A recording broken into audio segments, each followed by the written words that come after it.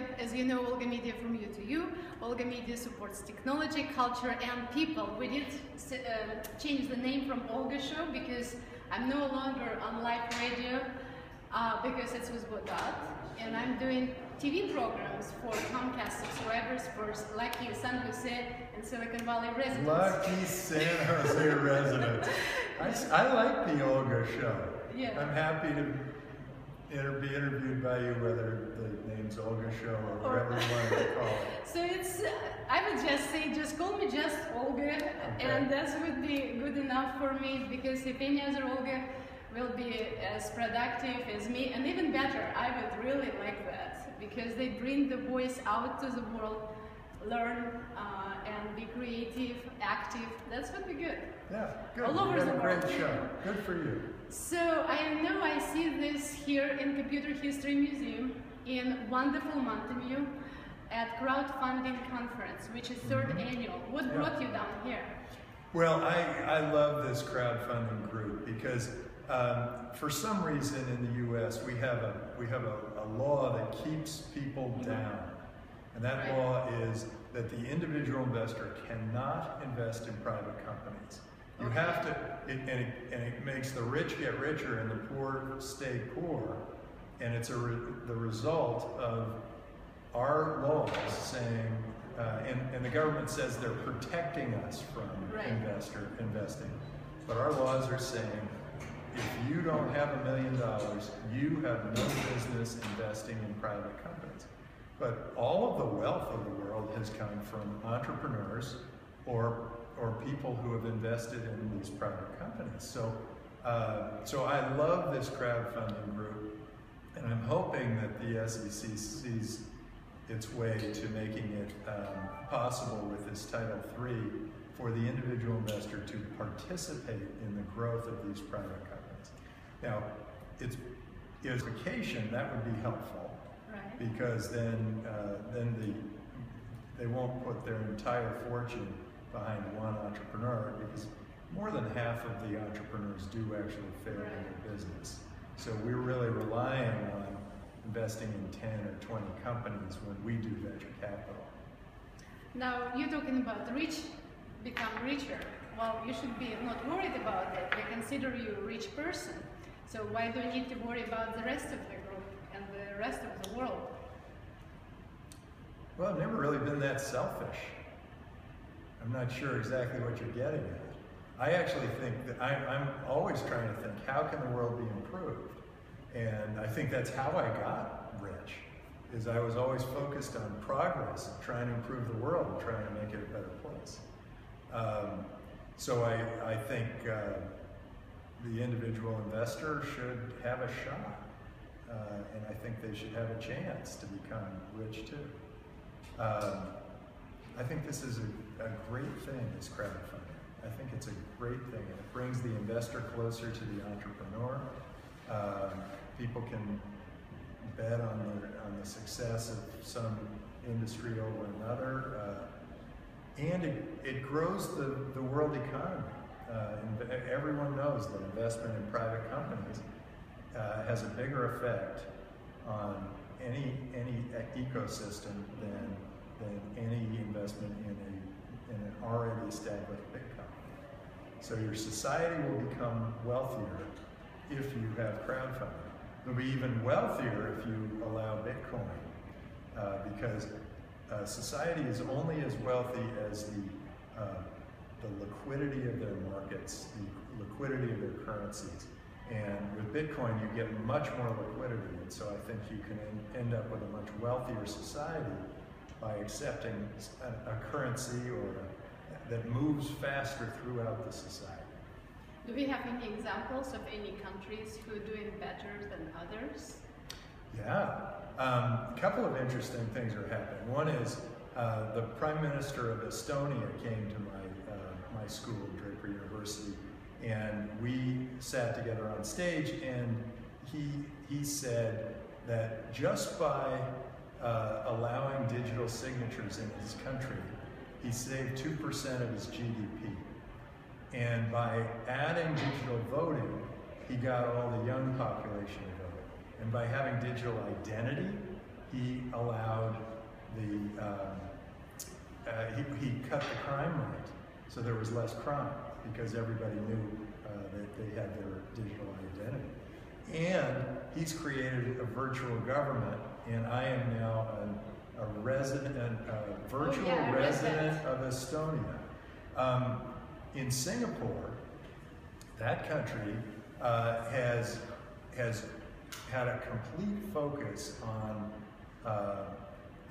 what is good for their society. They pay their bureaucracy well, but they don't have a lot of people doing it.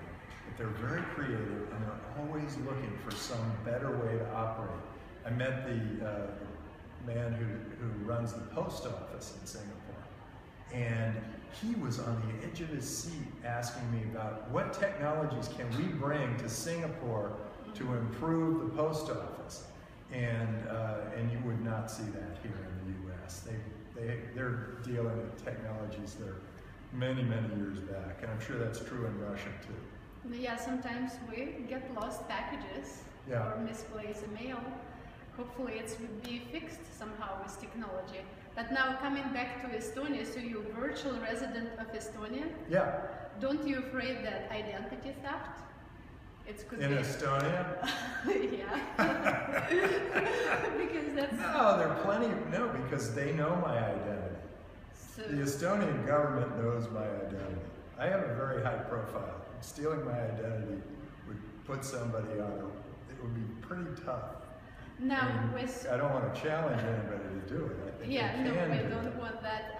We want to be sure that virtual identities work, because that's not clear for me how that's work in Estonia. Everybody has identity, digital? Yeah, a digital identity. How that works? They have a card, like a driver's license or whatever. They have an identity card. But that card, in fact, I don't have it on me, but that card allows people to, in Estonia, create a bank account in 24 hours, or buy a house in Estonia without any effort. Yeah, without any super big effort. So I actually think we could all take a lesson from the Estonian government and say, look, this really worked. We need to do it in all the other countries.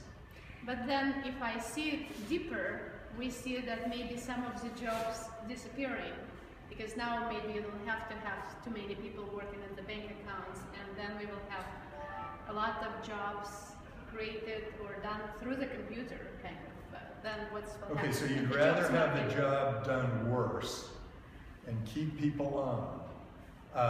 I'll tell you, if you can have a computer do it, then that person is freed up to build the economy. But in their current state, they're doing a disservice if they do a worse job than a computer does. So they would be better off, and the world would be better off, if that individual person decided that the computer does a better job, so I can do something else, and that else thing can improve the economy. I don't understand this protection of government jobs. I think that's ridiculous, because government is there to serve us. Right. It should be there improving our lives. And if a government operative can replace themselves with a computer, they should be able to either leave the government and become a part of the private sector, or improve our lives in another way through the government. Right. So would it be like that person could learn more and maybe fly to another planet or create better, faster computers, so our education and mindset would be on a much higher level? Yeah. Then instead of just let me fill out and check your signature. Check your form. Yeah.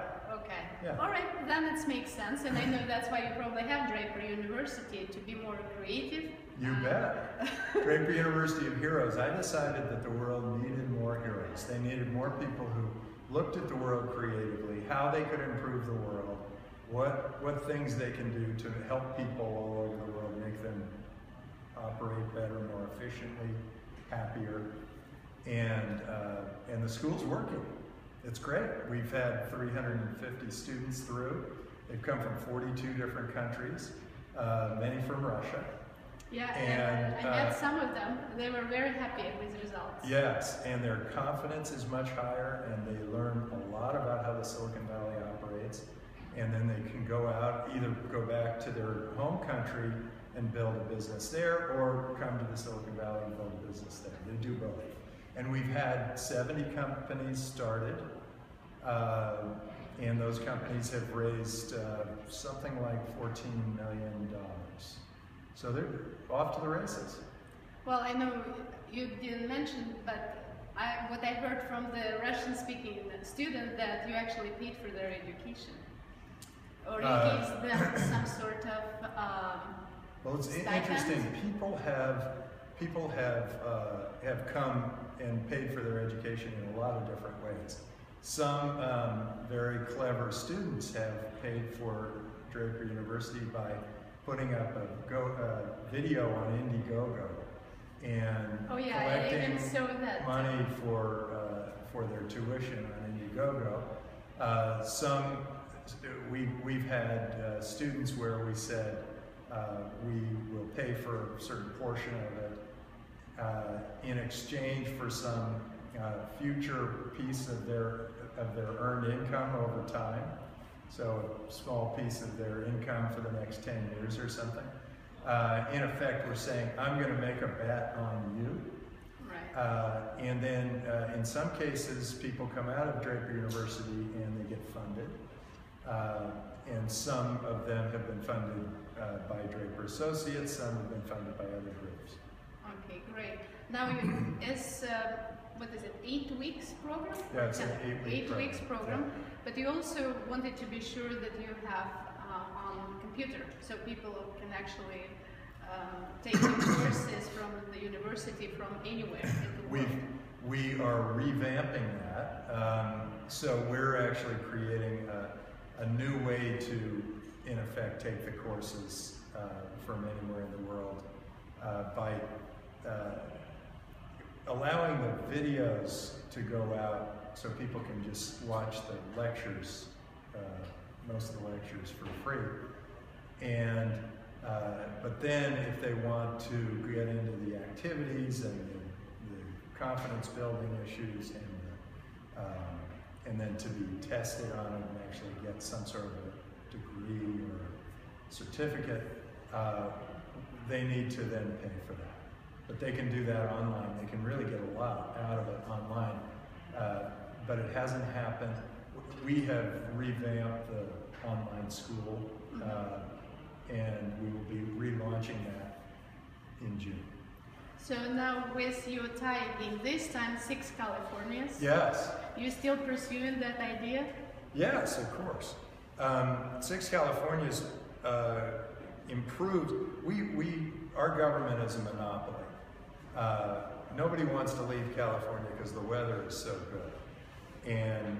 And so they stay, even though the government has gotten worse and worse and worse over time. Well, 6 Californians forces the governments to reboot, to start something new.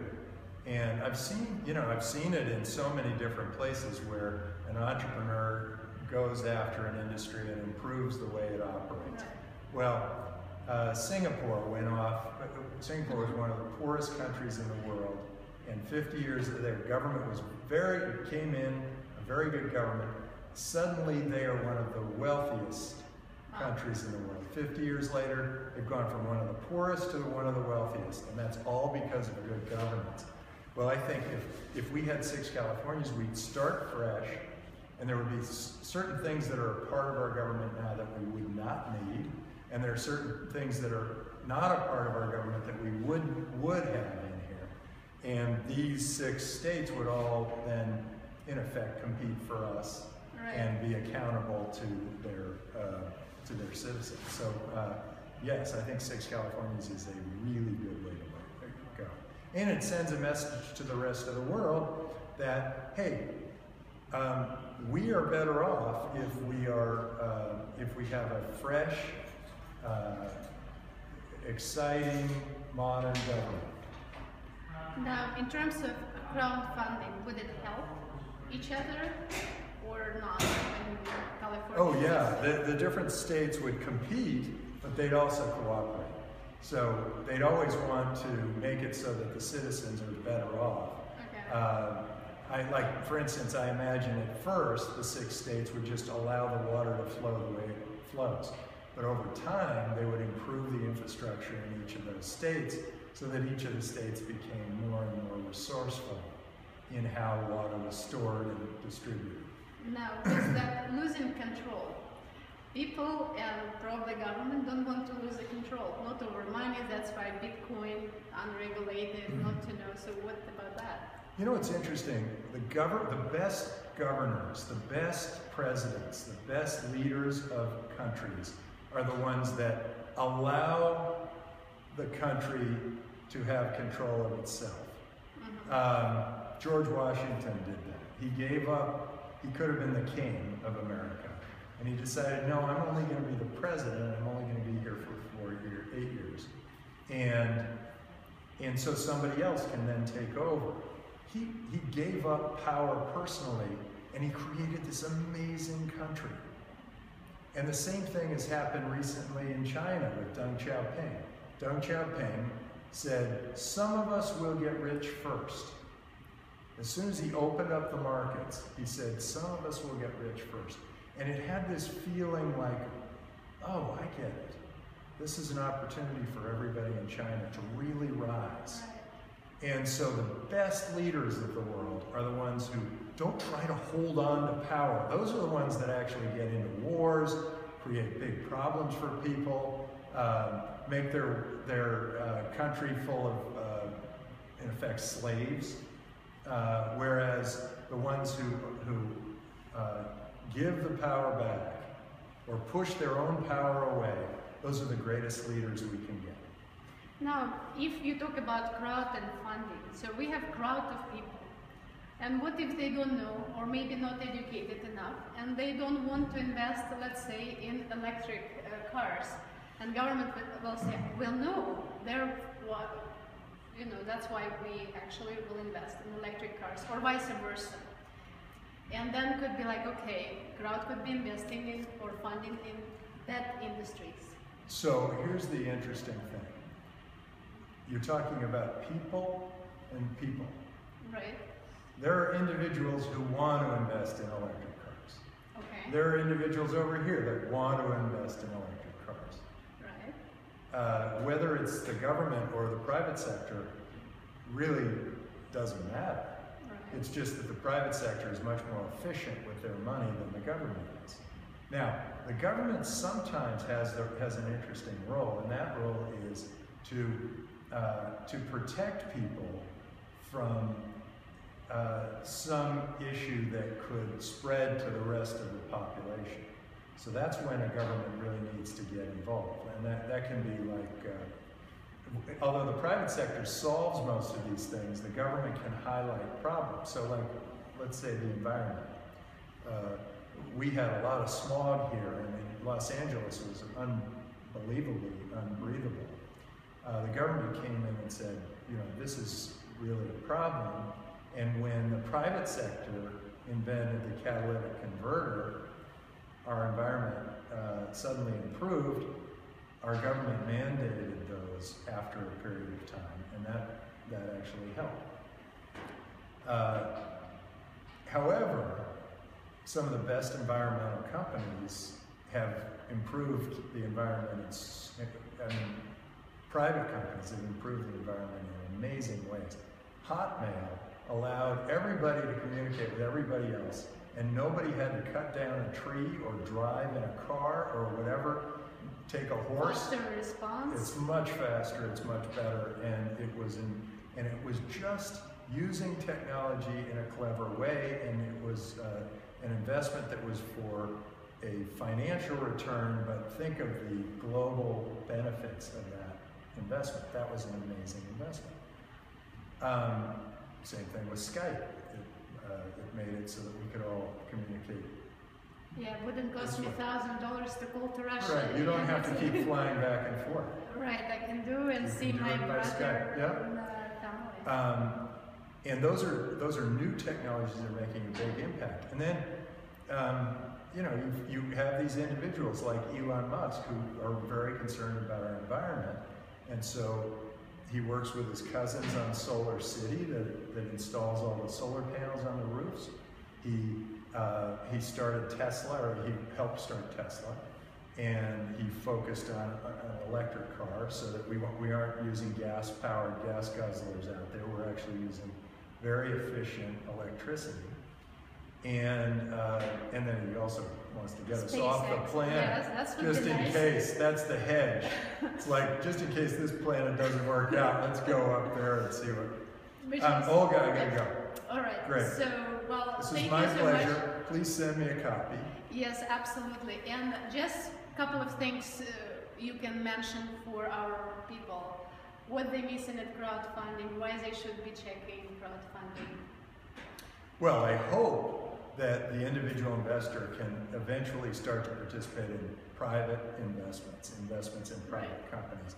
And so that's why you should be all over crowdfunding. And let's hope that the SEC, which is another monopoly, gets us to the point where we can allow those individuals to participate in the private funding of companies. And if somebody will become rich in crowdfunding, let us know. We will keep everyone updated for sure. And thank you very much. Yeah. And by the way, thank you for Box becoming big successful companies, because now I use their storage for my videos, and kind of nice to keep. Oh, good. Oh, I know. Box is a great company. Yeah. Okay. Thanks, Bye. Olga.